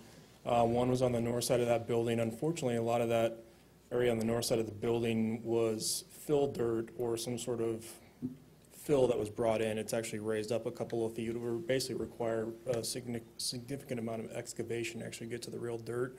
So we looked at going on the back side of the building, but that is potentially a skate park, I believe, or future area. So we ruled that out, and then ended up at the current location. Now, Mr. Smith and I did talk, and I think if it is okay with Spencer and listening to some of the neighbors, we could possibly look at moving the site back, like maybe inside of the Public Works compound, or even inside the tennis courts, if that's an area that doesn't have a future use right now, and you know, provide some additional distance and screening to the neighbors that live across the street. You bet. Yeah, So I don't know if Spencer has an issue with running his cables that far. That would be really, there would be some additional expense on our end, but I think it would be pretty negligible, and if it would appease the neighbors, I think we'd be willing to do that. Excellent. I would not be able to address that until I went ahead and checked some of the measurements. It looks like it would be okay, but without getting a measuring thing and getting down there and actually measuring it, I would be a little remiss in checking that out. I'm a little cautious on that. I just want to make sure before I say yes that it is something that's doable. Okay. It looks like it is. Do you know Thank what you. the distance limits are on that cable? It's 300 feet. And I think one thing that Spencer, we would want to talk about is if it's necessary for us to install a small shelter between the tower and the rec building itself, we may be able to install a weather-tight shelter, put equipment in it, and that would be like a small radio cabinet that could handle that kind of a distance and push the signal into the building. What you got there, Ruth? We've got it in centimeters right 5,000 there. centimeters. Yes. Okay, yeah, so I think we would be good at that. I mean, you gotta remember, you gotta go up the tower as well. So it's another 100 feet on there, or 80 feet on that, so. But yeah, it looks like it's something that would be doable according to these measurements. Excellent, excellent. If we can minimize our impact on folks, that'd be good.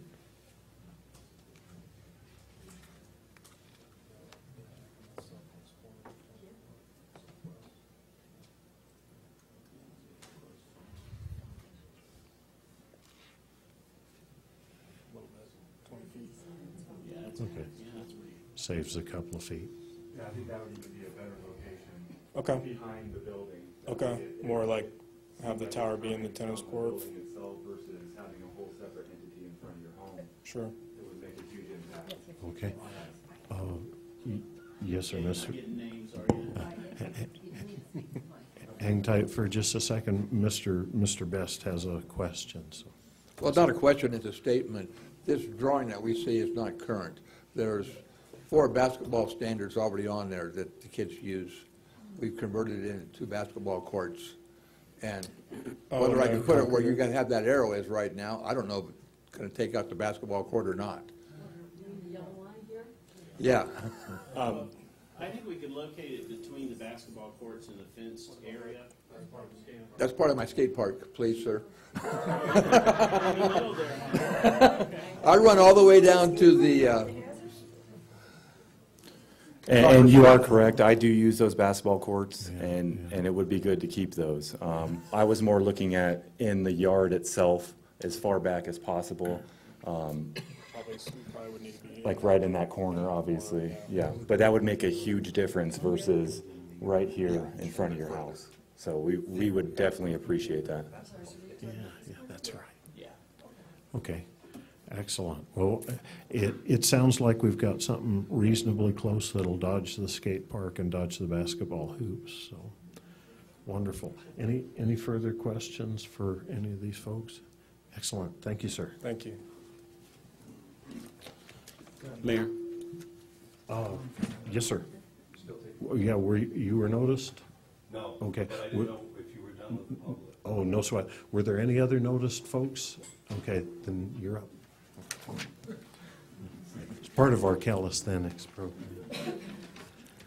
Yes, sir. Thank you. My name's Norm Freeman, and I'm a resident of Chino Valley. I attended for the record, I did attend the first, I believe it was the first meeting, it was a council study session, which was before the meeting that Ms. Mayday was talking about. And I was surprised at that meeting that there was no public comment.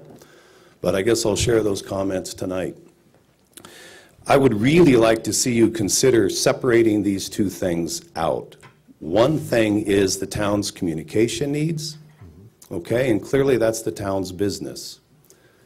The other issue is Verizon having cell phone coverage in Chino Valley. And let's be clear, this isn't Verizon, this is Pinnacle or Sun State from what I'm hearing. If I'm wrong, I'm sure someone will correct me. So let's not say that we're dealing with Verizon. 2 years ago, I asked Verizon if they were going to bring infrastructure to this town, and Verizon invited me to apply for a site, which I did. I don't know if I'm the only one or not, but I see this as the town competing against the private sector yet again, and by bundling this, it's clear as mud. I do think it lets you get around procurement laws. I just heard Mr. Smith talk about how the first thing he did was go to council to figure out how we can do this without violating procurement laws. You may hear that one way, I hear that another way, okay? There's 2 ways to hear that statement. I'm a person that put in to have a Verizon site on my property where there aren't any neighbors close by. I followed up with Verizon a few months ago, and they told me we're having zoning issues with the town of Chino Valley. Now, I don't know if that's true or not. I have zoning issues with the town of Chino Valley. It could be true.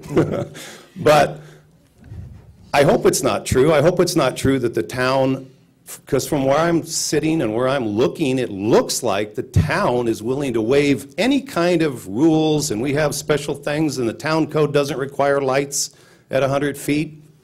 Yet Verizon told me that We're having zoning issues with the town of Chino Valley. So I'm hoping the town isn't using that to leverage their interests over those of the private sector.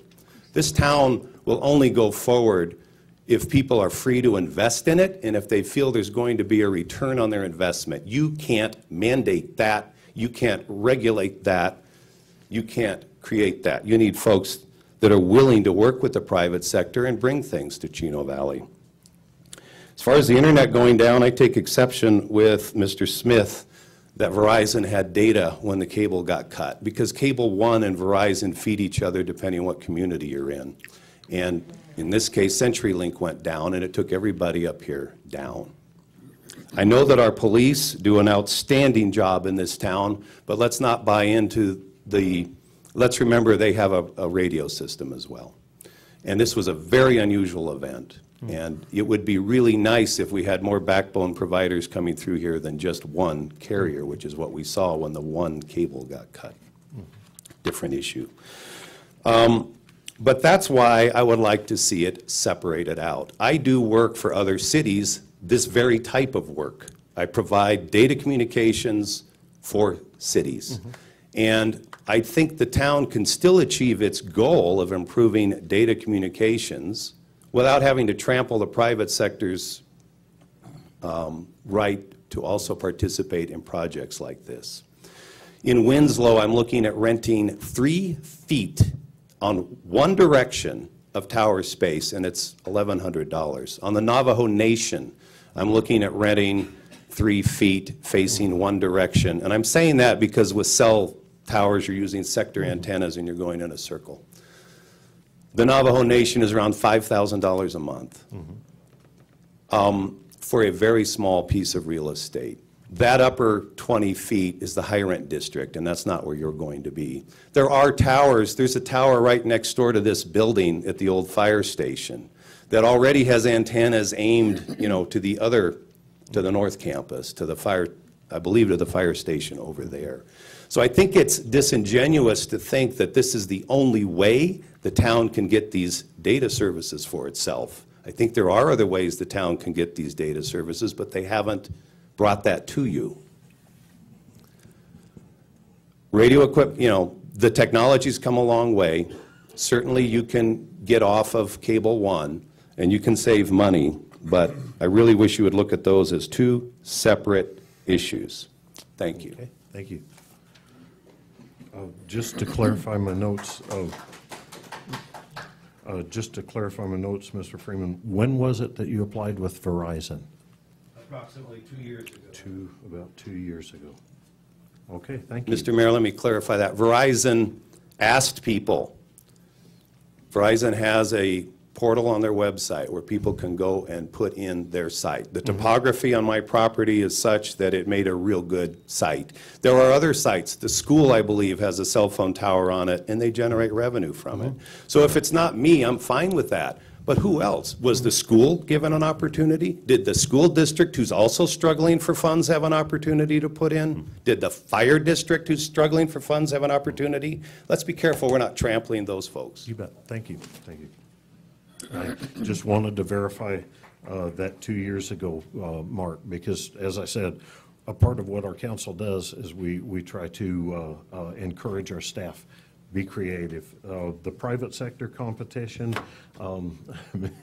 Councilman Turner and I have gone round and round on that one because a lot of the things that we do as a town come into conflict with the private sector. We run a pool. Folks at the YMCA might get upset. We had a town transit system. Folks that do cabs might get upset. There are certain services that we as a town get involved in.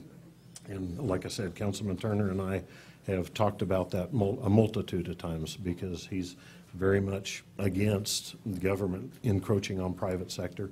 I am also, but I also understand we have things that we have to do, as a town. But thank you. Are there any others for the comments? Yes, sir. Mr. League.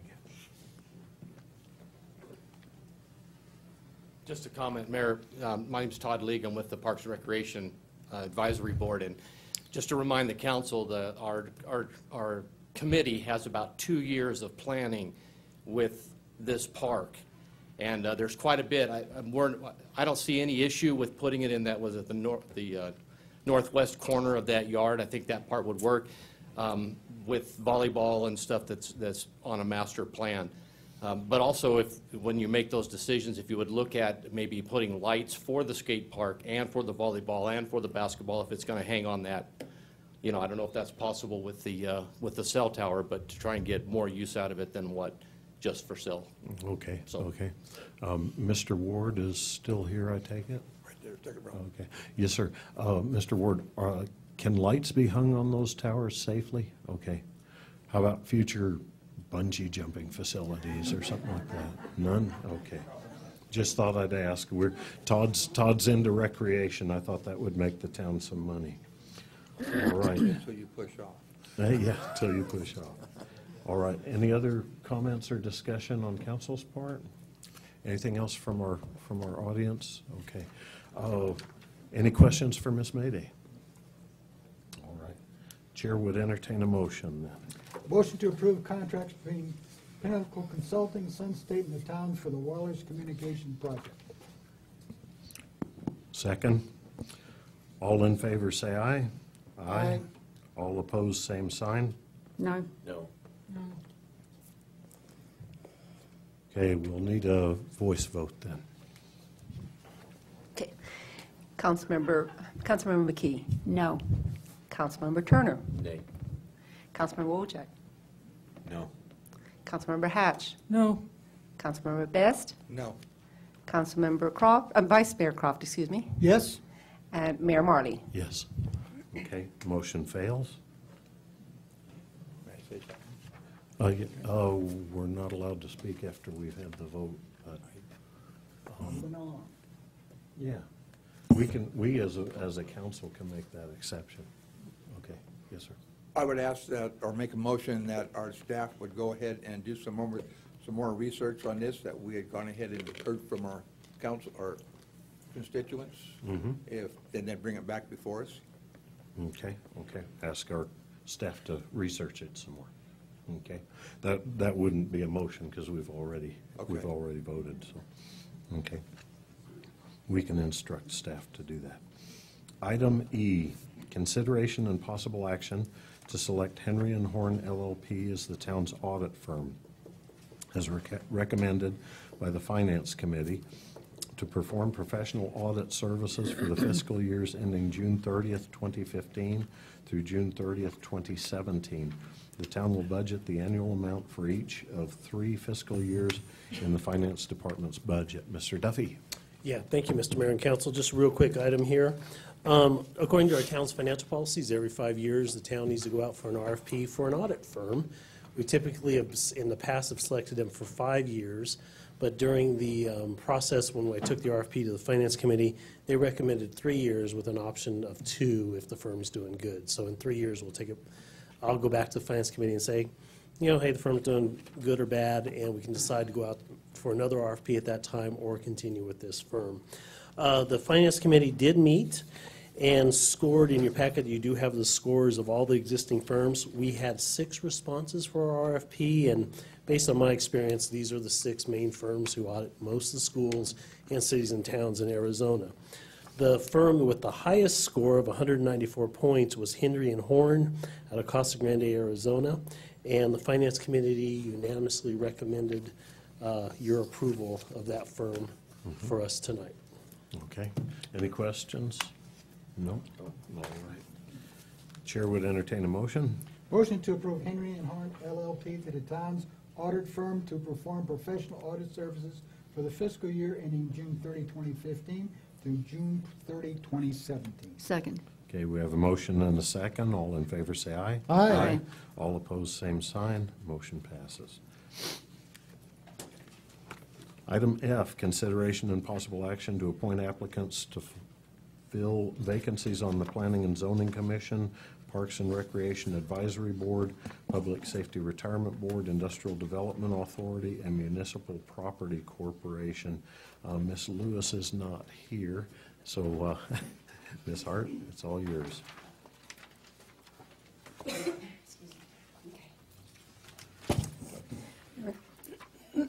me, Mayor and Council. Okay, on February 23rd, the Appointments Committee met, okay, and they made some decisions that they'd like you to vote on. For the Planning and Zoning, they would like Annie Lane and Mike Bacon to be appointed. You need to make a decision on what term they're going to serve, whether it's 2016, which one is to end in 2016 and which one's to end in 2017. They'd also like Claude Baker as a secondary, as an alternate. For Parks and Recreation Advisory Board, they would like Daryl Jevons to be appointed with his term ending in June of 2015. For Public Safety Retirement Board, they'd like to reappoint Cheryl Romley, term ending 2016. For the IDA, they'd like to appoint John Coomer, term ending June 30th, 2017. And for the MPC, they'd like to reappoint John Coomer with his term ending June 30th, 2017. And just to be aware, there are still 2 vacancies. One is on IDA and one is on the MPC that still need to be filled.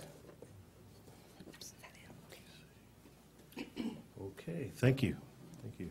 Okay, discussion? Yes, ma'am. I'd like to see the planning and zoning put on hold due to the request that was made a while ago by Mr. McCauley. Table that part of it. The request to table that part. Any discussion?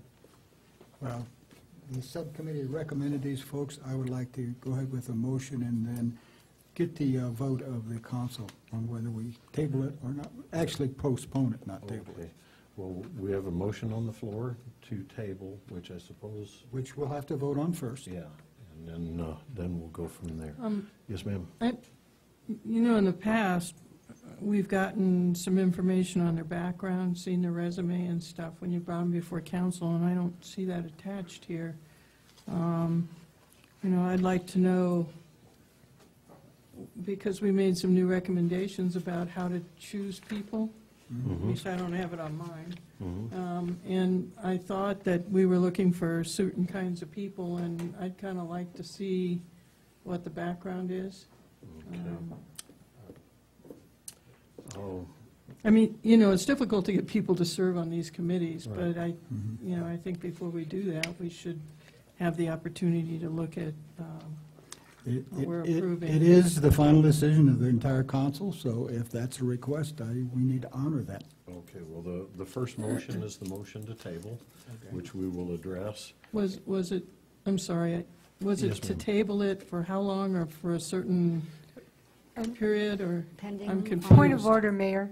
Yes, I don't ma'am. think there was a second to that motion. I'll second it, but I want to know what it's for before I second it. Can I get a repeat on what it's for? Well, you really can't second it till we find out. That's why I'm asking her to Yes, repeat it. Okay. Sorry, Miss Attorney, No, but I... no sweat, no sweat. Go ahead and repeat your motion, ma'am. To table it until the, Mr. McCauley's request is finalized. I think you need to postpone it to, you want to Postpone postpone it? it to another Okay. meeting? Table it means it's table in this meeting. Yeah. Okay, yeah, that's postpone correct. it then. Okay, postpone to another meeting. Right, until there are some resolutions made on what he was asking. Can you give us a requested date that you'd like to table it? Since Or, I don't know a date, how about the second meeting in May? I'm a little confused here Me that too. you're bringing this issue in when this issue is only for approving or not approving those positions. Mr. McCauley is asking, perhaps asking to have his position back, and that would preclude the fact of having someone... Excuse me, but that is not a part of this motion or this issue. Okay, well, what we're going to do, And I have no problem with that, but Okay, it's not a part of okay. this issue. what we're going to do is we are going to vote as a council on a motion to table Mr. McCauley's, excuse me, Planning and zoning. postpone, sorry about that, postpone until the second meeting in May. Can I ask? And you had. I'll hopefully second will it, be able but to can I, second. I mean, I would like to postpone it till we look at the resumes and stuff, but can I ask, how, do we have a quorum on that board now? Do we have enough to proceed? We have 5. We have At five? yeah. Yeah, but if one of them's absent or two of them are absent, a creek, right? Of what board you talking? You're talking about the appointments committee? Planning and zoning. Yes. If I might, Go ahead. there are 7 positions on that commission. We have 5, we need 4 for quorum. Okay, thank you. Okay, so we have a motion and hopefully a second on the floor to postpone until the second meeting in May. Is your second still good, Ms. Hatch? I'll second it. Okay, so we have a motion and a second to postpone until the second meeting in May. All in favor, say aye. Aye. All opposed, same sign? Nay. Aye. Okay, we have two against and 5 for, so it will be postponed until the second meeting in May. Mr. Mayor? Yes, sir. There has been a request to provide the background on our applicants. I think that needs to be done, too. Okay, we can, I suppose direct- we can have that done by the second meeting in May? Yes. Okay, easy enough. We don't even have to have a motion on that since you can provide the background on the applicants. That deals with item F. We don't have an executive session, and we don't have any action items afterwards. Who wants to? Did we vote to postpone adjourn? all appointments or just the planning and zoning? You want to just postpone P and Z? Yeah, Was there a motion for P and Z? What about the Okay, rest? great. Let's do the rest of them then.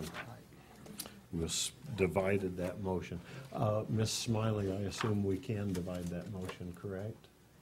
I think you voted to postpone the whole thing, but I think if you want to do a motion to reconsider, Okay, motion and to at that reconsider. time do only the planning and zoning, you could make separate motions. We can do that. Reconsider the first one, Okay. and then do separate motions. But We'll do that right now. my understanding was that because there was a request to review the background information, that pertained to all of the applicants. So, my confusion. It's okay. We'll move to reconsider. I move to reconsider. Do I have a second? Second it. Okay, I have a motion to reconsider and a second. All in favor, say aye. Aye. All opposed, same sign. Okay, great. Now we're reconsidering. Yes, ma'am. My motion was to take out the planning and zoning and postpone that only, not the whole thing. And that's what I understood it to be. Okay. Till May 2nd, is that? Till May Yes. 2nd. To the second meeting. Second meeting in May. Second meeting. in May. Two, second, hang tight for So- just a That was second. May 12th. That'd be the first one. Yes, sir. Yes, sir. I'm a little confused. But that's not surprising. If there's other people for other committees that we don't have background information on, why wouldn't it apply to them also? That's why we had to reconsider the motion. We had to come back and do the discussion on this. First one is postpone P and Z to the second meeting in May. We have had a request to look at the others. I suppose, Ms. Hatch, was your motion to look at the background for all applicants? Yes, I guess that would be fine. Okay. Is there a big rush here, or what? We've run this way for years. Mr. Mayor? I know. Mr. Mayor, may I make a motion to postpone all these appointments until the second meeting in May? Second. We have a Amen, motion Mother. and second. All in favor, say aye. Aye. All opposed, same sign. Motion carries. I move to adjourn. Second. Do we have a second? All in favor, say aye. Aye. Meeting adjourned.